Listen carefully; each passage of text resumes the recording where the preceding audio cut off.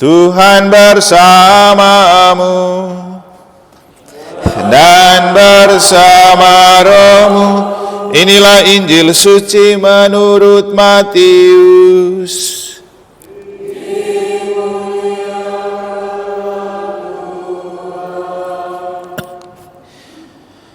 Dalam khotbah di bukit berkatalah Yesus, bila kalian berdoa, janganlah bertele-tele seperti kebiasaan orang yang tidak mengenal Allah.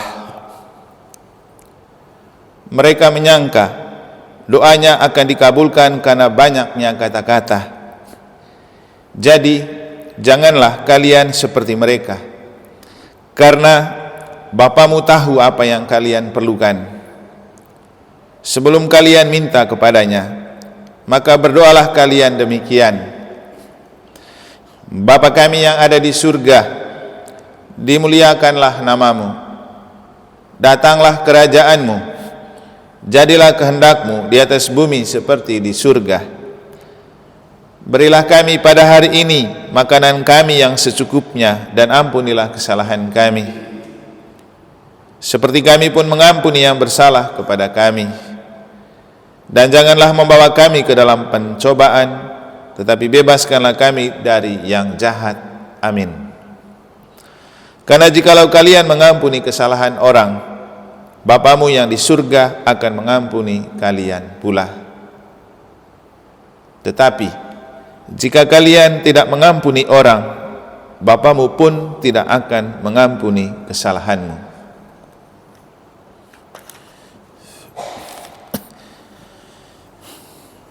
Demikianlah sabda Tuhan. Terpujilah Kristus. Bila kalian berdoa, janganlah bertele-tele.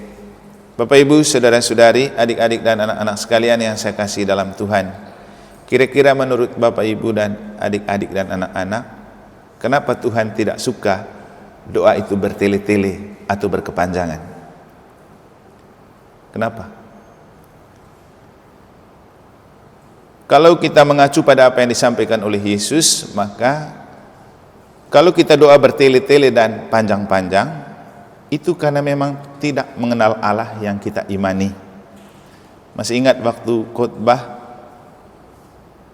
Misa Requiem di Paman Bagia pada hari ke-7 atau hari pertama kalau tidak salah. Kita perlu mengenal Allah yang kepadanya kita percaya dan kepadanya kita akan kembali.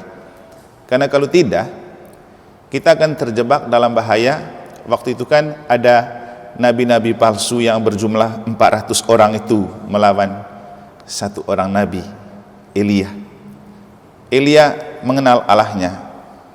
400 nabi yang lain tidak mengenal Allah mereka. Dan Elia karena dia mengenal Allah, sederhana saja doanya.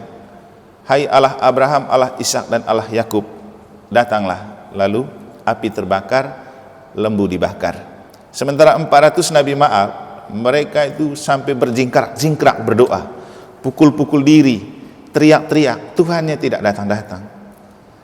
Kenapa begitu? Karena mereka tidak mengenal Allah mereka itu seperti apa.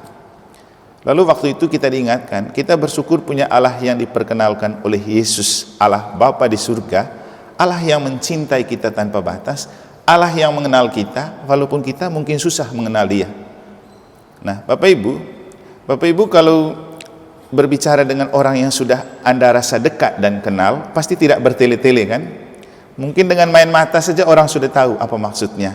Dengan kasih kode-kode saja orang tahu. Itu kalau orang sudah sangat mengenal. Tapi kalau orang belum saling mengenal, kita kasih kode juga pasti dia tidak paham, tidak connect. Jadi sama seperti kita, kalau kita sudah kenal baik seorang pribadi, pasti kita tidak suka bertele-tele. Kalau butuh sesuatu, langsung to the point.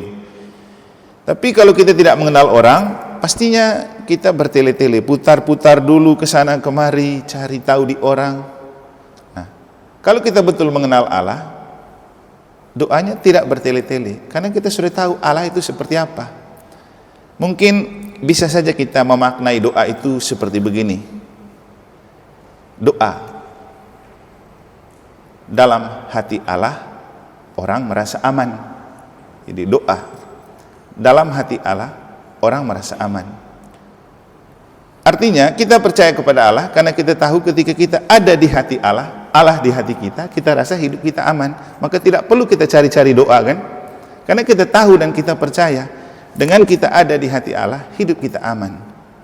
Saya rasa Mazmur juga pernah menuliskan, biasanya dalam referen Mazmur yang begini bunyinya, hanya pada Tuhanlah hatiku tenang. Nah, ini kan percaya nggak itu? Kalau tidak percaya, pasti orang cari-cari doa, bertele-tele dalam berdoa. Nah, kalau kita hubungkan dengan permenungan kemarin tentang iman yang tekun dan iman yang sebagai sebuah kewajiban beragama, maka ada kecenderungan Bapak Ibu, kalau kita berdoa karena kewajiban agama, pasti bertele-tele. Kenapa? Wajib berdoa. Dan doa itu sebagai kewajiban beragama. Jadi satu hari berdoa berapa waktu gitu. Karena kewajiban. Tapi kalau orang yang berdoa karena tekun, dia tidak melihat berapa kali saya harus berdoa. Bahkan dengan dia menarik dan menghembus nafas, dia tahu itu adalah nafas yang dianugerahkan Allah. Maka dia menarik dan menghembus dalam doa. Karena doa itu ekspresi iman karena merasa dekat dengan Tuhan. Dan kalau sudah dekat, mungkin senggol-senggol begini saja jadi. Itu kalau betul dekat.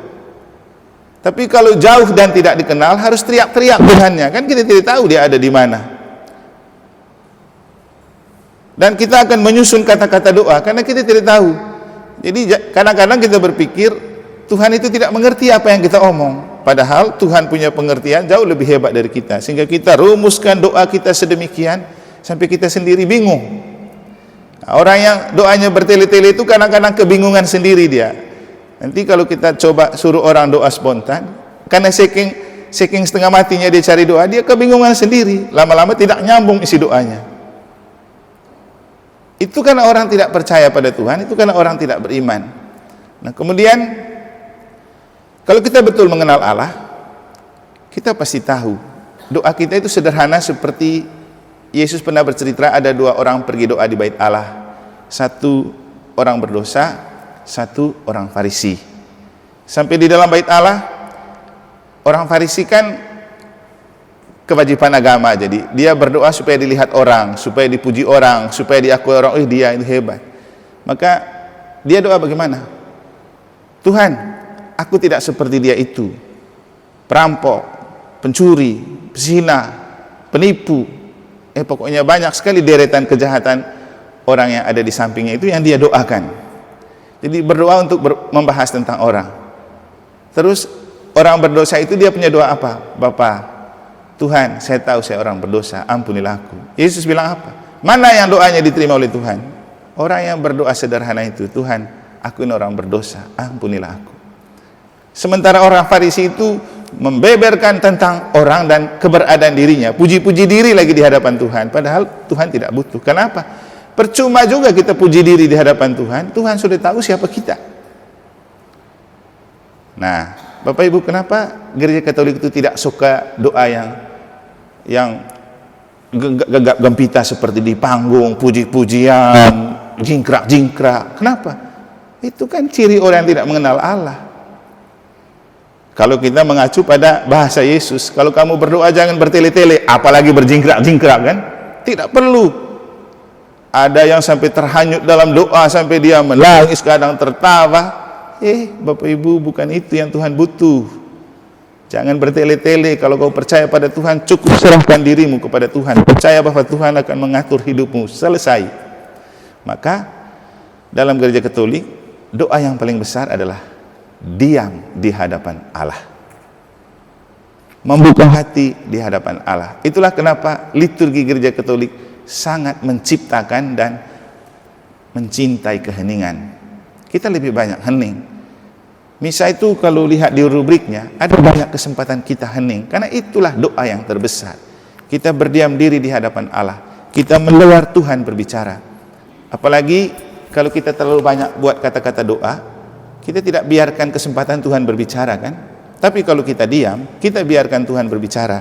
Macam sabda Allah ini kan Tuhan berbicara. Kalau kita banyak omong dan tidak diam, kapan Tuhan bicara kepada kita? Kapan kita tahu Tuhan bilang apa untuk kita?